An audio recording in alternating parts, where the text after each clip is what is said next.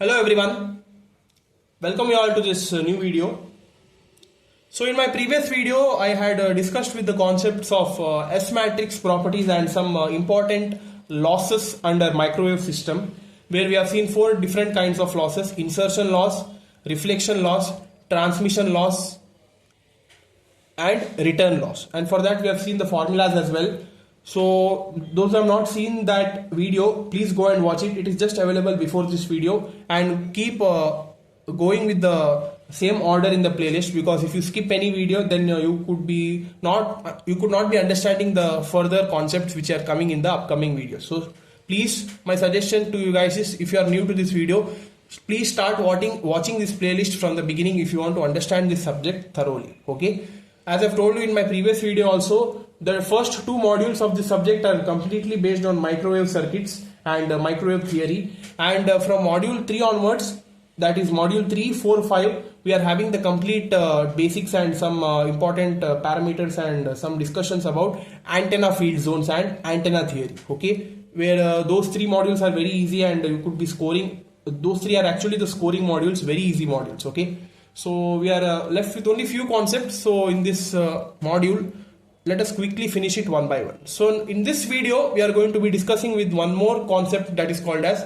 attenuators, microwave attenuators. What do you mean by attenuators, and some different kinds of attenuators and its function with respect to the scattering matrix we are going to be seeing in this video. So those who are new to this video, like this video, subscribe to our channel, and please support us. So let us start with the concept attenuators. Before going towards attenuators, let us see what we mean by passive devices. Passive devices in the sense, the control power level in the microwave system. What it does is, it absorbs the transmitted signal wave. So these passive devices play a vital role in the power level control of any microwave system, which generates a wave, a microwave basically, and that microwave would be of major would be having a constant power, and if that power is getting disturbed by any external source, for the control purpose we use these passive devices. Okay, it absorbs the transmitted signal wave. Whatever the signal wave is getting transmitted, it absorbs. Those passive devices would be absorbing it, and it would be doing some work under it, and finally the output is produced based on the working of these passive devices. Okay, so this was about passive devices. Now let us see with the different kinds of attenuators, where the first one is called as coaxial line attenuator. Okay, and one more attenuator is called as waveguide attenuator. So these are the two diagrams for that. First is for coaxial line attenuator, how it is constructed, and this is the waveguide attenuator. So what does this coaxial line attenuator do here is, it uses a film with the losses on the conductor to absorb power. So what do you mean by this? Film means it is one simple lossy material, where you based on that lossy conductor material, it would be absorbing the power based on the conductor material. Okay, so that is the task of this coaxial line attenuator. So you see its construction here. So this is that lossy material which I was talking about, which is present in the thin film. Okay, in a thin line here. In this, the lossy material on the center of the conductor, and these are the conductor plates here. Based on that, the coaxial line attenuator works. That is, it would be transmitting the signal from here, microwave signal. It would be passing from here, and this is that lossy material where it would be absorbing the power, and what power is necessary, that only would be getting transmitted outside. Okay, so this is the working of the lossy material in the center conductor, and this is the complete coaxial line attenuator. And one more is called as waveguide attenuator. So let us see what this does. Waveguide attenuator, it consists of thin dielectric strip coated with resistive film and placed at the center of the waveguide parallel to maximum electric field. What does it consist of? It consists of a thin dielectric strip. So you see here, this is that conductor strip, and it is just below that. This is the thin dielectric strip which is present just below that conductors. Okay, what does this do is it works as the same lossy material technique only, but it would be transmitting the necessary waves and the other waves would be reflected back towards this resistive thin film. Okay, so this is that resistive thin film which is used here. Here the complete wave would be getting processed, and the necessary patterns from those waves should be getting traveled in this waveguide attenuator. Okay, so induced current on the resistive film due to incident wave results in power dissipation. So this is that important one important note you could be taking from waveguide attenuator, that is induced current on the resistive film. That is, this is that resistive film, and if you have some induced current traveling through that resistive film due to the reflected waves, based on that the induced current is formed, and due to that incident wave results in the power dissipation. So the power dissipation would be happening in case if you are having the reflected wave coming back towards the attenuator.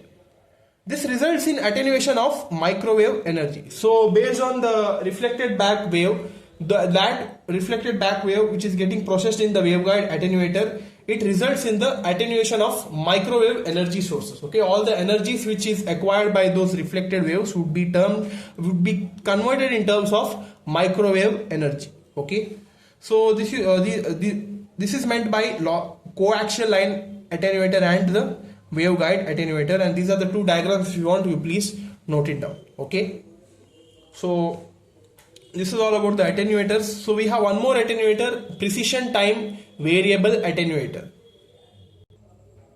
So this is not required, precision time variable attenuator. This is not so important, but I'll let you know if it is there or not, because I have not seen the syllabus, and let us see if this is there or not. So as far as I know, under attenuator, the concepts which are very important are, one is the coaxial attenuator and waveguide attenuator. Okay, for that the separate explanations are there here. So there is no much explanation, but if you want, you could be searching in Google, you would be getting some more explanation, and these two figures are constant. Okay, you search in Google, these figures you would be getting it. Okay, for coaxial and waveguide.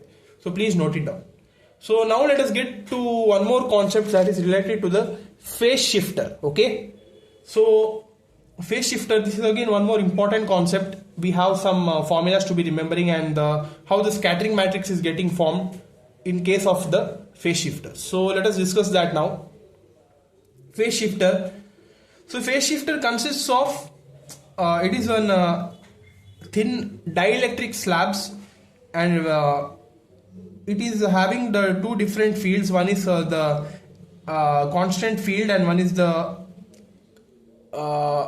which is not constant field. Okay, which would be having the variable length, and that variable length is denoted as beta L. Okay, and in this case the constant field, electric or magnetic field, it would be traveling in the dielectric slab, and it would not be varying, it would be constant, and the multiple electric fields would be functioning similarly. Okay, in this phase shifter, we should be remembering one point under phase shifter, that is phase shifter is a two-port device. Okay, it is not a multi-port device, it is strictly a two-port device where it would be working for only the two-port conditions. It is a two-port network, and the phase shifters cannot be having multi-port. So if it is a two-port device, the scattering matrix generated also would be a 2x2 matrix.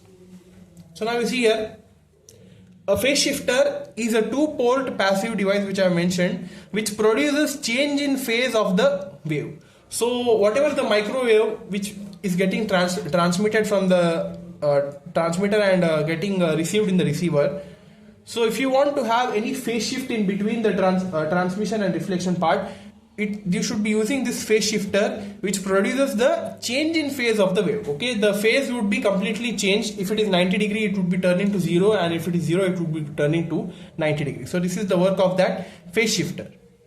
A lossless dielectric slab within a waveguide parallel to the electric field is placed, as I have told you.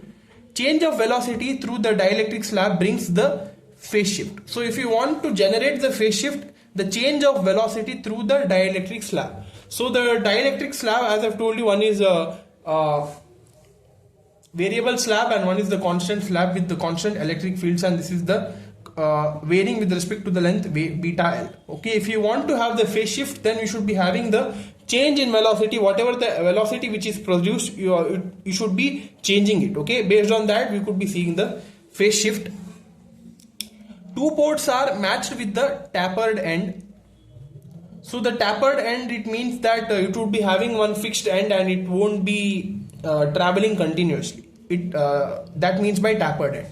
The propagation constant through a length of L of a dielectric slab and an empty waveguide are given by follows. That is through a length L, how it is represented as, one is beta 1 and beta 2, and beta 1 is given by 2 pi by lambda g1 and beta 2 is given by 2 pi by lambda g2. Okay, where g1 and g2 are the two port components, which in this case they have represented it for wavelengths here, lambda g1 and lambda g2.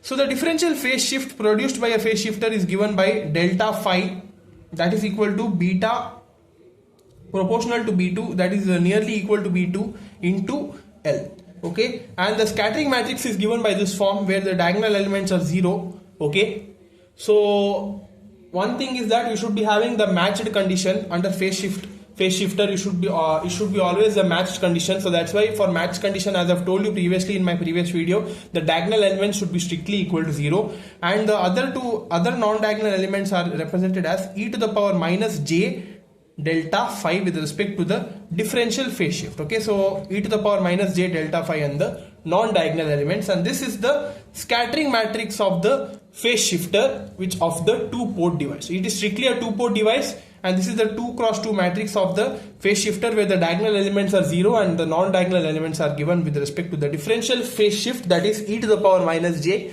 delta phi. Okay, so this was all about the concept of phase shifter. So please note these points down, it is very important. And that's all for the video, guys. In this video we had discussed with attenuators and phase shifters. Okay, so please go through it, very important, and like this video, subscribe to our channel, stay updated. We'll see you in the next video. Thank you.